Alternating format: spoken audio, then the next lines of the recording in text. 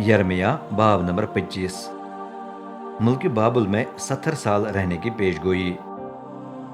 यहोयाकीम बिन योसिया की हुकूमत के चौथे साल में खुदा का कलाम यरमिया पर नाजिल हुआ।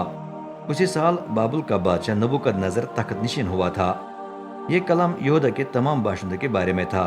चनाचे यरमिया नबी ने यरूशलेम के तमाम बाशिंदों और यहूदा की पूरी कौम से मुखातिब होकर कहा, 23 साल से रब का कलाम मुझ पर नाजिल होता रहा, यानी योसिया बिन अमून की हुकूमत की 13वीं साल से लेकर आज तक बार बार मैं तुम्हें पैगामात सुनाता रहा हूँ, लेकिन तुमने ध्यान नहीं दिया। मेरे अलावा रब देगर तमाम नबियों को भी बार बार तुम्हारे पास भेजता रहा, लेकिन तुमने न सुना न तवज्जो दी।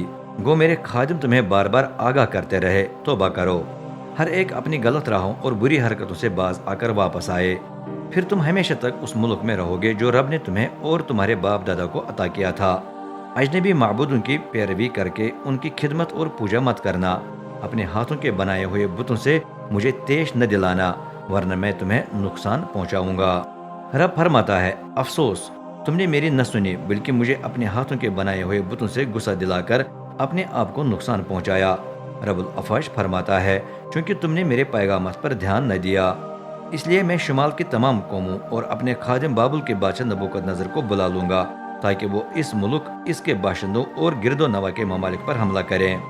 तब ये सफ़े हस्ती से यूं मिट जाएंगे कि लोगों के रोंगटे खड़े हो जाएंगे और वो उनका मजाक उड़ाएंगे। यह इलाका दायमी खंडरात बन जाएंगे।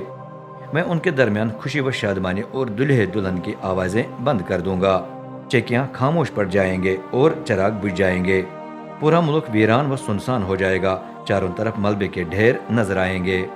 तब तुम और इर्द गिर्द की कौमें 70 साल तक शाही बाबुल की खिदमत करोगे, लेकिन 70 साल के बाद मैं शाही बाबुल और उसकी कौम को मुनासिब सजा दूंगा। मैं मुल्क बाबुल को यूं बर्बाद करूंगा कि वो हमेशा तक वीरान व सुनसान रहेगा। उस वक्त मैं उस मुल्क पर सब कुछ नाजिल करूंगा जो मैंने उसके बारे में फरमाया है।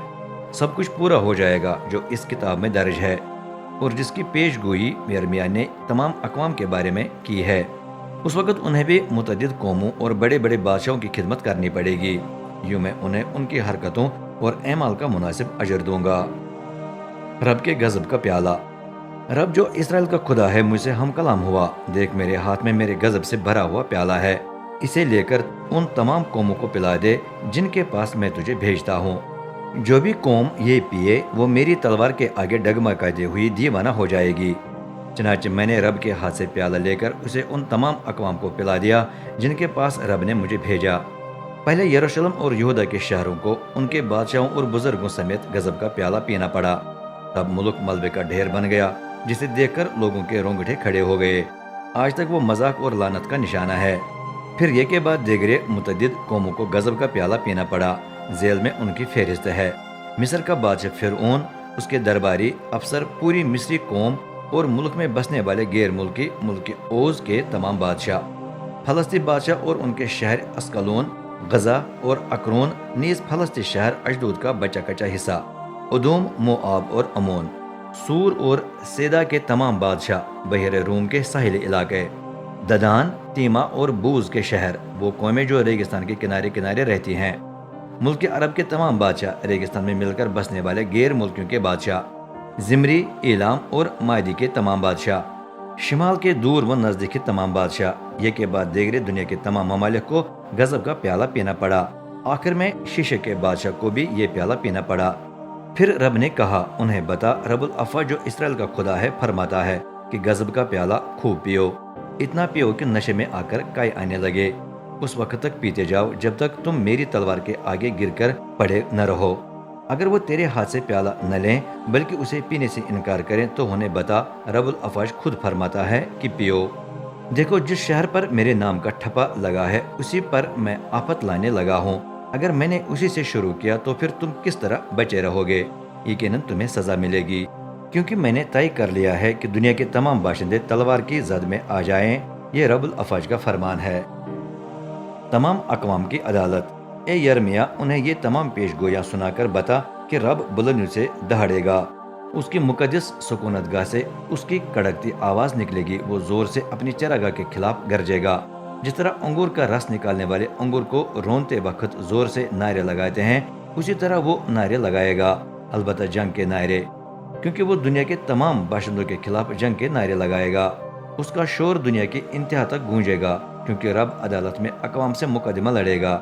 وہ تمام انسانوں کا انصاف کر کے شریروں کو تلوار کے حوالے کر دے گا۔ یہ رب کا فرمان ہے۔ رب الافواج فرماتا ہے، دیکھو یہ کے بعد دیگرے تمام قوموں پر آفت نازل ہو رہی ہے، زمین کی انتہا سے زبردست طوفان آ رہا ہے۔ اس وقت رب کے مارے ہوئے لوگوں کی لاشیں دنیا کے ایک سرے سے دوسرے سرے تک پڑی رہیں گی، نہ کوئی ان پر ماتم کرے گا، نہ انہیں اٹھا کر دفن کرے گا۔ وہ کھیت میں بکھرے گوبر کی طرح زمین پر پڑی رہیں گی۔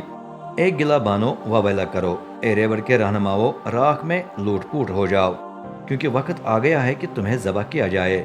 تم گر کر نازک برتن کی طرح پاش پاش ہو جاؤ گے۔ گلا بان کہیں بھی بھاگ کر پناہ نہیں لے سکیں گے، ریوڑ کے رہنما بچ ہی نہیں سکیں گے۔ سنو گلا بانوں کی چیخیں اور ریوڑ کے رہنماؤں کی آہیں، کیونکہ رب ان کی چراگاہ کو تباہ کر رہا ہے۔ پرسکون مرگزاروں کا ستیہ ناس ہوگا جب رب کا سخت غضب نازل ہوگا، جب رب جوان شیر ببر کی طرح اپنی چھپنے کی جگہ سے نکل کر لوگوں پر ٹوٹ پڑے گا، تب ظالم کی تیز تلوار اور رب کا شدید قہر ان کا ملک تباہ کرے گا۔